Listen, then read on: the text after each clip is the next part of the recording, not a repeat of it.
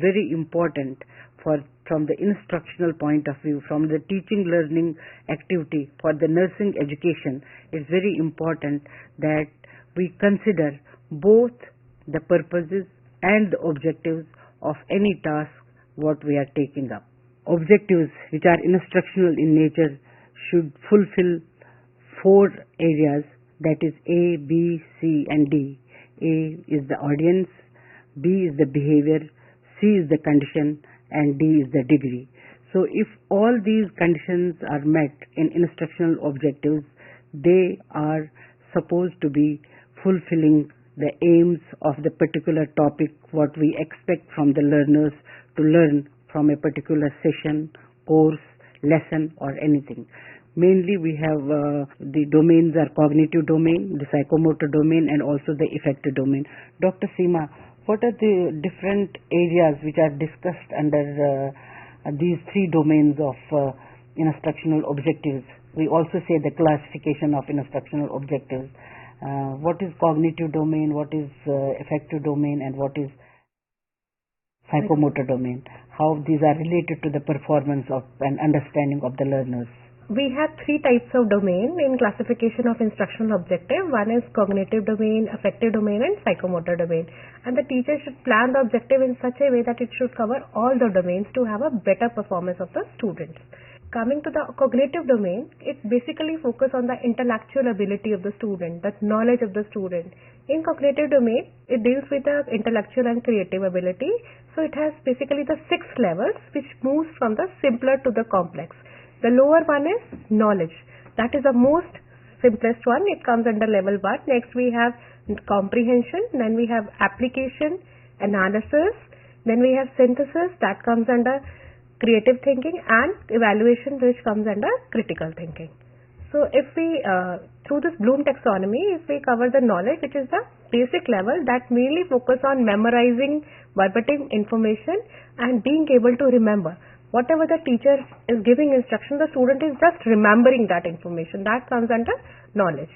So here the students recall or recognize the information, ideas and principles in approximate form in what they have learned. The teacher is providing information and the student is just learning that. So it is a primitive level. Here, it's just an example. The student will list the 6 levels of Bloom taxonomy of the cognitive domain. The teacher has listed and the student is just learning what are the 6 levels under cognitive domain. The main verbs which we can use under knowledge behavior is, just take an example of count, like count the number of circles, or define the shock. So it comes under the knowledge part. Or name, list, describe. So this come under these verbs we can use under knowledge domain.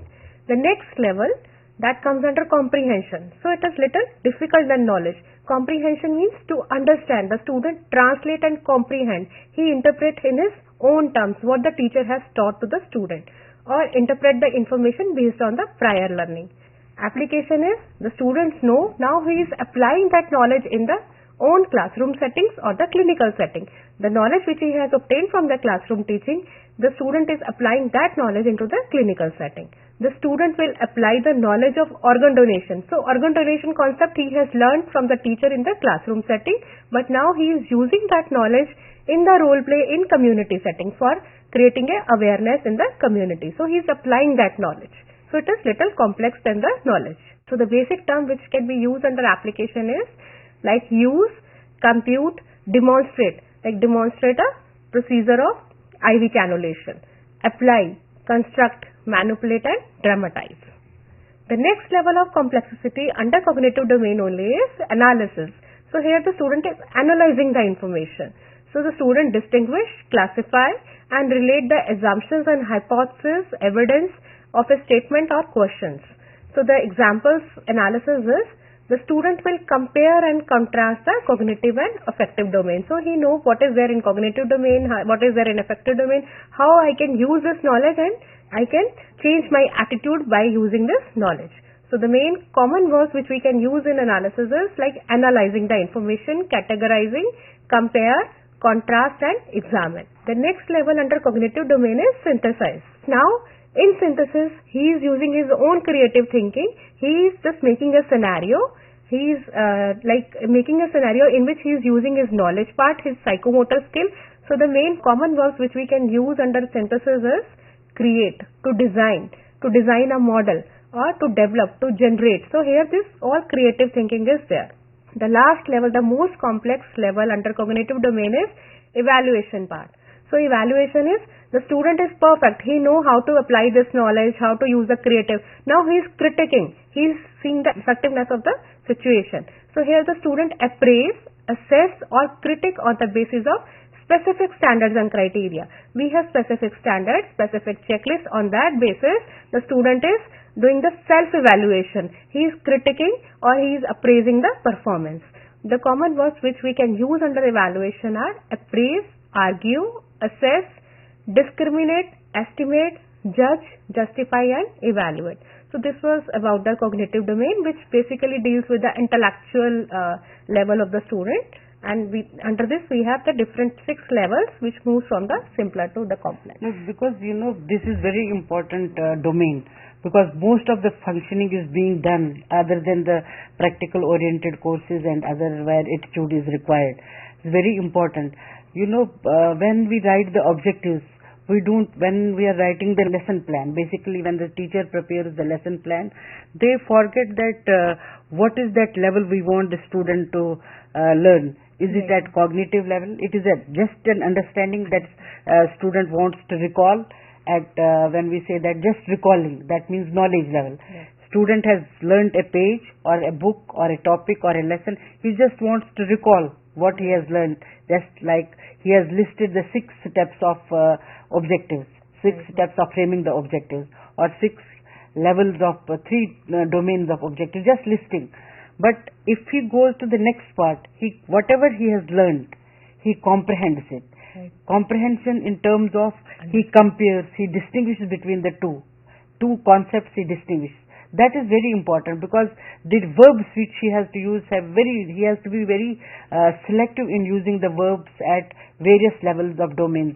Comprehension level, he comprehends, he understands what he has learned, and then when he learns, then he is only able to differentiate between the 2 things. He is able to compare between the 2 designs. He is able to distinguish. So that gives under the comprehension. But when he applies, application is very important. When he understands that I have to perform 40 chest compressions, and he is given a situation and he actually does that. So that means he is doing the application. In these, some sort of psychomotor skills also come from that point when we frame the objective. But otherwise, the cognitive domain is all thinking going on, and in the mind of minds, relating one thing with the other thing, then analyzing. Analyzing is very important. Whatever the concept the student has learned, he should be, because that level he has to achieve in learning, he should be able to understand that whatever he has learned, he is able to organize that. He is able to systematize that, analyze what is wrong and what is right, what is this. Then using the creative thinking, synthesis, then he is synthesizing using his own critical way of thinking. After understanding, after reading the materials, getting awareness about many things, he is able to synthesize, he is able to critically think about a particular topic and then use the problem solving techniques in if any problem arises. That should be his level of understanding in the cognitive domain. And then evaluation, he should be able to evaluate whether whatever he has done is a good or bad. He should be able to self-evaluate also whatever he is doing, whether he is performing the skills properly or not properly. So on the basis of this cognitive domain, the subsequent domains will also have the bearing. So what are the other domain which can be thought of?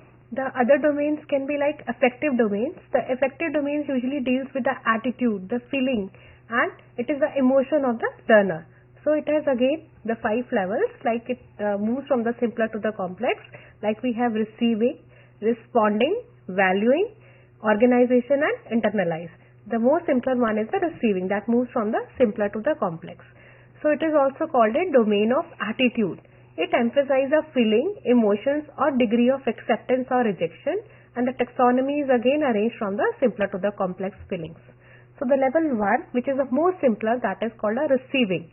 So in receiving, being sensitive to the existence of certain ideas, material, phenomena, or being willing to tolerate them. Just an example, when we talk to the patients while maintaining a IPR, the thing is the nurse will listen to the patient's idea with respect. Whatever the idea the patient, suppose in history taking in data collection, suppose the person is a chain smoker, the patient is chain smoker or a chronic alcoholic. So whatever the ideas, whatever the history which the patient is giving to the healthcare professional, she should listen with the dignity. She should give respect to the patient. The level 2 is responding. Here the person is receiving also and the person is responding also, like active participation by the learner. If the patient is having any questions, the healthcare professional is giving answer to the questions or attending and react to the phenomena. Just an example, asking a question in a classroom discussion. The next level in affective domain is valuing. Here the person is showing the acceptance and the commitment to the particular phenomena, like being attached to particular phenomena and behavior. It ranges from simple acceptance to the commitment. And the example is showing a problem solving approach and propose a plan like quality improvement initiative. Here the person knows that this is a problem in his area. So he understands that problem, but again, apart from acceptance, he is showing the commitment to improve that problem. So just an example, the quality improvement initiative can be taken to sort out a problem. The next level is organization. In organization, organize the value into priority. Which one is more important? So sorting out the priority and which one is more important, giving the priority to that value. And contrasting different values, resolve conflict and create a unique value system. Example under organization is prioritize the time effectively to meet the need of organization, family and self. The next level is characterization. Here consistently behaving in accordance with organized value system and integrating that system into the philosophy of life. So here the example is display professional commitment to ethical practices on a daily basis. So the healthcare professional, they know how they have to behave with the patient. So they understand and they display the professional commitment that they have to maintain the confidentiality of the information the patient is giving to us. He has to maintain to the ethics, he has to give the right information and he has to take an informed consent. So this is all which is characterization is there. He is showing the professional commitment to the patient information. So the main verbs which we can use under affective domain is under receiving. The verbs which can be used is like ask, choice, replies. The other verbs which we can use under affective domains are answers, invite, joins, alter, act, display, discriminate and listen. So this all comes under the affective domain. Just a common examples which we can use in affective domain is like accept the need of ethical standard. Once a person is working with the patient, he should know, the healthcare professional should know what are the ethics he or she has to maintain. So they are adhering to those standards. Appreciate the need of confidentiality. So the patient is giving the information, so she should appreciate the need that confidentiality of the patient information has to be maintained. Participate in classroom discussions. Resolve the conflict between personal beliefs and ethical consideration. Here just an example, if like the nursing staff, she knows the patient is at a stage 4 cancer, but she doesn't want to give the information to the patient because it will give a psychological trauma to the patient.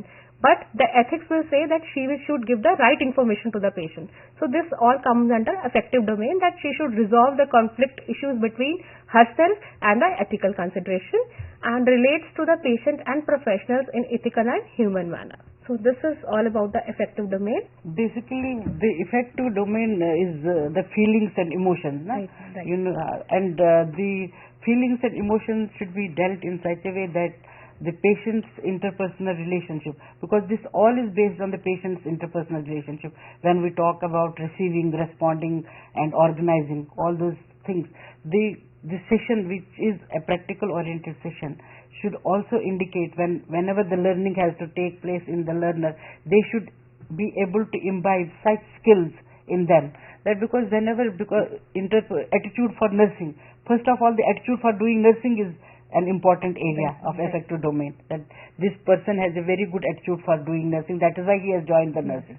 And then talking to the patient, that is very important. So the attitudes and feelings are very important when you provide nursing care to the patient, and that should be inbuilt in our whole session and the whole demonstrations, and when we prepare the objectives of a particular session, and we want to create such type of learning in these in our learners. What is the last one is the psychomotor domain, which is very important from the professional programs. Yeah.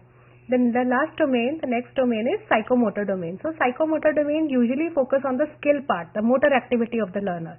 So again, it has 5 levels that moves from the simpler to the complex. So this domain, it links the mental activity, whatever the learning the student or the learner it has, with the physical movements, the skill and reaction to the environmental stimuli. It has 5 levels. Again, from the simpler to the complex, the lower one is imitation, manipulation, precision, articulation and naturalization. If we see at imitation, imitation is something just imbibing, just observing a skill and attempt to repeat it. Just an example, if the teacher is writing something on the board, the students are copying. It is just imitation. Or next is manipulation. It is performing the skill according to the instruction rather than the observation. Here, instructions are given and the student or the learner is doing that activity. Suppose the teacher is giving the instruction like what are the steps of giving the nasogastric feed, and the student is, based upon that instruction, the student is performing that procedure. That is manipulation. Precision. Precision is doing with the accuracy. It is reproduce the skill with the accuracy, with the proportion and exactness.